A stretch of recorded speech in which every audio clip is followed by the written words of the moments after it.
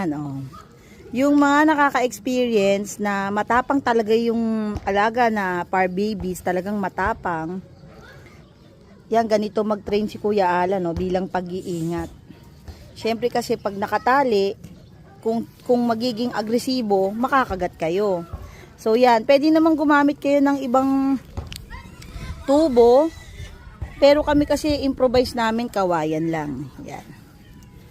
Kasi talaga yung matatapang para mapaamo, kailangan yan. Pag sumugod sa iyo para hindi siya makalapit. Oo, yan. Paano Kuya Alan? Paano? Pag sumugod sa iyo para hindi makalapit kasi kapon sinugod ako. Ayun. Puro kagat. Oo, yan. Oo.